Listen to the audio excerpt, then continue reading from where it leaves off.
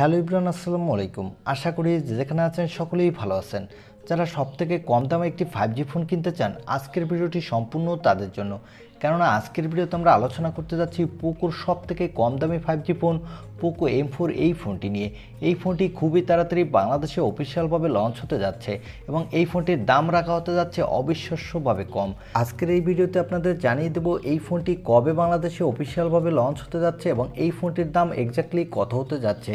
তাই যারা সবথেকে কম দামে একটি 5G ফোন কিনতে চান, আজকের ভিডিওটি তারা অবশ্যই দেখুন। চলুন আর কথা বাড়াবো না, চলে যাব মূল ভিডিওতে। তবে মূল ভিডিওতে যাবার আগে আপনার কাছে ছোট্ট একটি রিকোয়েস্ট, আপনি যদি আমাদের চ্যানেলটি প্রথমবার ভিজিট করে থাকেন তাহলে প্লিজ আমাদের চ্যানেলটি সাবস্ক্রাইব করে পাশে থাকা বেল আইকনটি প্রেস করে রাখবেন। আর অলরেডি সাবস্ক্রাইব করে থাকলে থ্যাংক ইউ সো মাচ। প্রথমে আমরা এই ফোনটির লুক ও ডিজাইন নিয়ে কথা বলবো। এই ফোনটির ব্যাক প্যানেলটি হলো প্লাস্টিকের এবং এই ফোনটির ব্যাক সাইডে দেওয়া হচ্ছে ডুয়েল ক্যামেরা সেটআপ।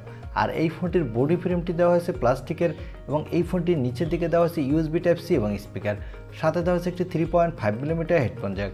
আর এই ফোনটির ডিসপ্লেটি দেওয়া হয়েছে একটি ওয়াটারপ্রুফ নয়েজ কাটিং ডিসপ্লে। তো এই ফোনটির লুক ও ডিজাইন আমার কাছে ঠিকঠাকই লেগেছে, তবে এখানে যদি একটি পাঞ্চল কাটিং ডিসপ্লে প্রোভাইড করতো তাহলে এই ফোনটির লুক ও ডিজাইন আরেকটু বেটার লাগতো। আর এই ডিসপ্লেটির সাইজ হলো 6.58 ইঞ্চি মাপের একটি ফুল HD+ IPS LCD ডিসপ্লে। আর এই ডিসপ্লেতে দেওয়া হচ্ছে 90 Hz রিফ্রেশ রেট এবং এখানে দেওয়া হচ্ছে কর্নিং গরিলা গ্লাস 3 এর প্রোটেকশন। তো এই ফোনটির ডিসপ্লে সেকশন ওভারঅল ঠিকঠাক আছে বাজেট বিবেচনায়। এবারে আসা যাক এই ফোনটির ক্যামেরা সেটআপে। এই ফোনটির ব্যাক সাইডে দেওয়া হচ্ছে ডুয়েল ক্যামেরা সেটআপ, যার প্রাইমারি লেন্স হলো 50 মেগাপিক্সেলের, সাথে দেওয়া হচ্ছে একটি 2 মেগাপিক্সেলের ডেপথ সেন্সর। এই ফোনটির ব্যাক সাইডে ক্যামেরা দিয়ে আপনি ফুল HD+ ভিডিও রেকর্ড করতে পারবেন, সাথে মোটামুটি মানে ফটোগ্রাফি করতে পারবেন। এবং এখানে দেওয়া হচ্ছে একটি 8 মেগাপিক্সেলের সেলফি ক্যামেরা। এই ক্যামেরাটি দিয়েও আপনি ফুল HD+ ভিডিও রেকর্ড করতে পারবেন, সাথে ভালোই সেলফি তুলতে পারবেন। এই ফোনটির পাওয়ারের কথা বলতে গেলে এখানে দেওয়া হচ্ছে মিডিয়াটেকের ডায়মেনসিটি 700 প্রসেসরটি। এই প্রসেসরটি একটি 7 ন্যানোমিটার আর্কিটেক্টে বিল্ড এবং এই প্রসেসরটি দিয়ে আপনি PUBG, free fire, call of duty, asphalt 9 এর মতো গেম মোটামুটি স্মুথলি প্লে করতে পারবেন, সাথে ভালো মাল্টিটাস্কিংও করতে পারবেন। তবে এখানে হাই সেটিংসে প্লে করতে গেলে সেক্ষেত্রে কিছুটা ল্যাগিং ইস্যু দেখা দেবে।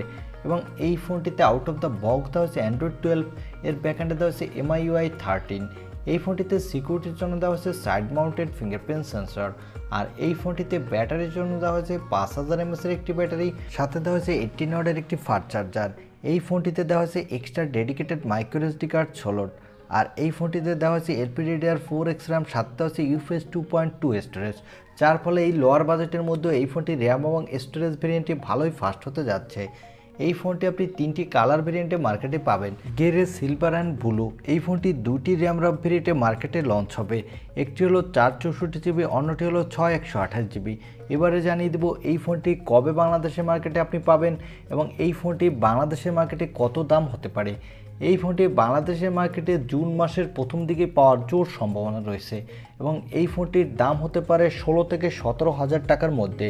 তবে এই ফোনটির দাম যদি আমার মনে হয় 16 থেকে 17 হাজার টাকা হয়, তাহলে এই ফোনটি মার্কেটের মধ্যে ওয়ান অফ দ্য বেস্ট একটি ফোন হবে অফিসিয়াল ফোন হিসেবে।